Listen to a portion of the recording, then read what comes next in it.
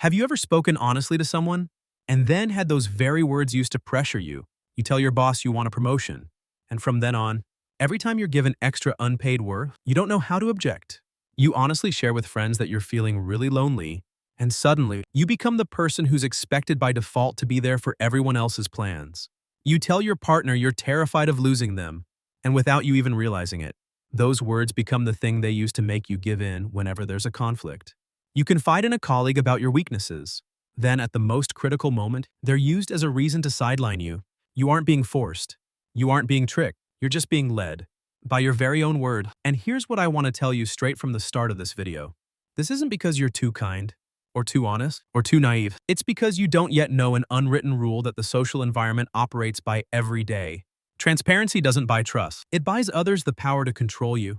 In today's video, I'll show you exactly what's happening, why you keep falling into this trap even though you don't want to, and most importantly, how to regain control without having to become cold or fake. First of all, let me ask you a question. Have you ever played poker? Even if you haven't, you know the basic principle.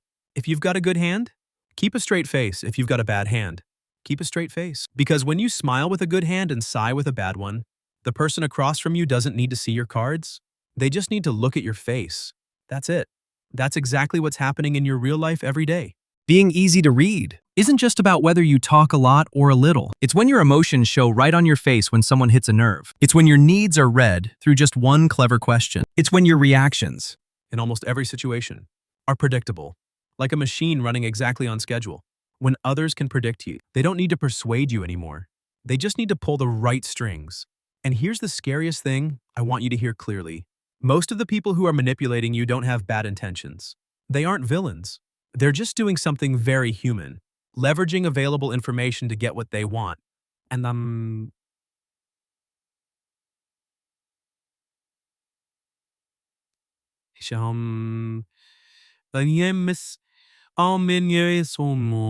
you're the one who gave it to them. All right, so what are the real consequences?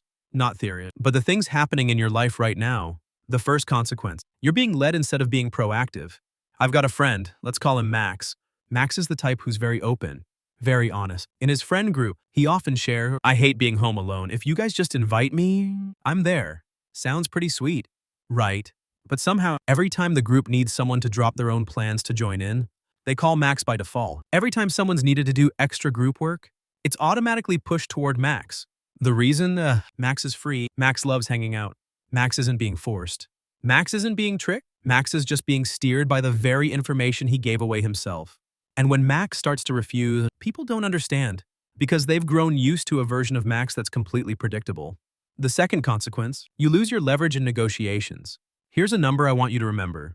Research from the Harvard Negotiation Project shows that those who reveal their deadlines first in a negotiation often get outcomes that are up to 27% less favorable. 27%. Just because they said beforehand, I need this finished by Friday. Because when the other side knows you're in a hurry, they know they can wait. And when they can wait but you can't, the power's already shifted in their favor. Before you even realize it, the third consequence, and this is the most dangerous one, you become an easy target. In social psychology, there's a concept called the target of least resistance. And the interesting thing is, the person chosen as the target isn't the weakest person in the room. It's the most readable one. Because someone who's weak but unpredictable still creates uncertainty. But a predictable person, no matter how strong they are, is an open map for anyone who knows how to read it. And this is where I want to be blunt. You aren't being manipulated because you're weak. You're being manipulated because you're too transparent. This is the part I think's most important. Not the solution. Not the consequences, but the why. Because if you don't understand the root, you'll only change surface-level behaviors. And surface-level behavior isn't sustainable. The first reason, we're stuck in the honesty trap. Since we were kids, most of us have been taught one thing: be honest. Be yourself. And that's true in safe relationships and with the right people. But there's a boundary no one taught you to distinguish. Authenticity and total transparency are two completely different things. Authenticity means you don't lie. Total transparency means you give others the entire map of your inner world, your needs, fears, boundaries, and what you truly want to everyone in every situation. Sociologist Irving Goffman has a great theory called impression management. He argues that in social interaction, we all perform a version of ourselves that fits each context. Successful people, influencers, they aren't less open because they're cold. They share selectively because they understand that not everyone deserves to see the whole you. The second cause, the need to be understood, has become a vulnerability. I want you to be honest with yourself for a moment. Think back to a time you had an argument with someone, a partner, a colleague, a friend, or even a relative. Do you remember that feeling when, instead of staying calm, you started explaining, then going on and on from the start of the story to the end, hoping that if you explained enough, clearly enough, the other person would understand? And that person, instead of understanding you, used every word you said to counterattack. I've been in that loop many times. I'd explain, they wouldn't understand. I'd explain more, they'd understand even less, or worse. They'd use those explanations as proof that I needed their approval. They had the power. Here's what's happening at a deeper psychological level. When you need to be understood, you're putting control over your emotions into the other person's hands. You're implicitly saying, judge me and let me know if I'm accepted. Robert Greene writes in the 48 Laws of Power, always say less than necessary. But because when you say less, others have to fill the void with respect. And the strange thing is, that void, that silence, that unexplained part, actually creates more magnetism than any explanation you could ever give. The third reason, and here's the twist that few people realize, I'll ask you a question. Just one question. The most important person in your life, do they know how you'll react before you even react?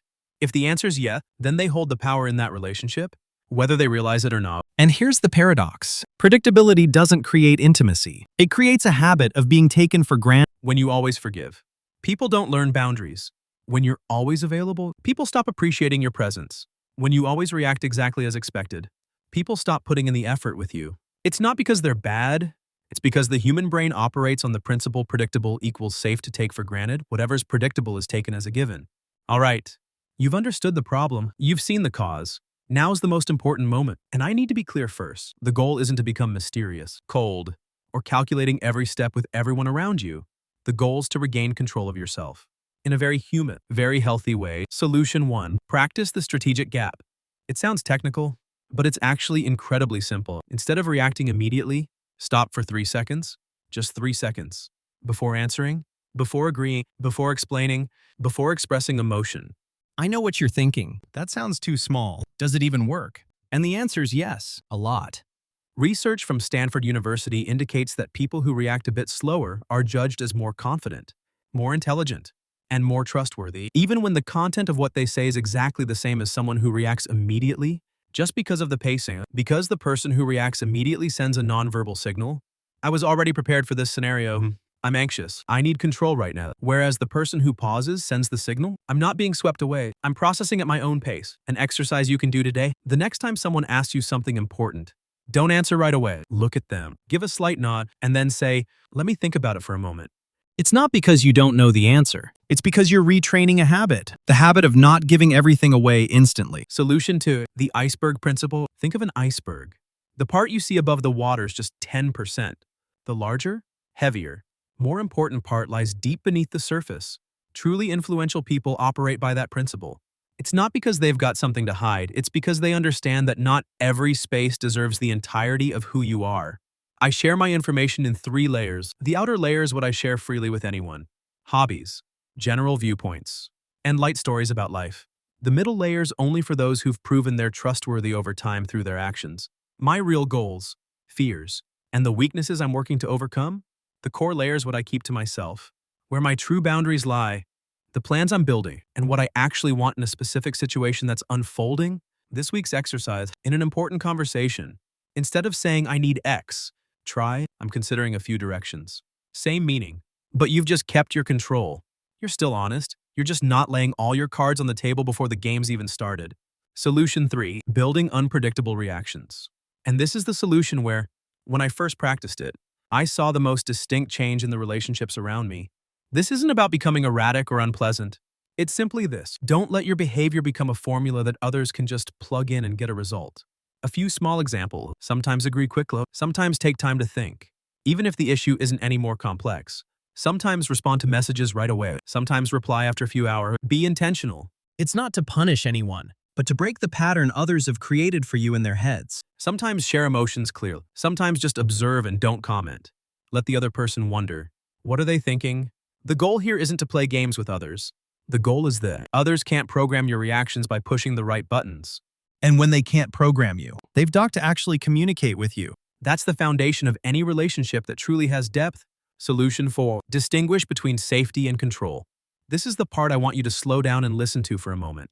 I used to be someone who explained a lot. Whenever there was conflict, I felt the need to explain so the other person would understand me. So I wouldn't be misunderstood, so everything would be cleared up. And I thought that was maturity, transparency, and good communication. But one day I realized the truth behind that behavior. I wasn't explaining because I wanted clear communication. I was explaining because I was afraid of being misunderstood, afraid of being rejected, afraid that if the other person didn't understand me, I wouldn't be okay. And when I realized that, I understood why I kept handing over control to others without even knowing it.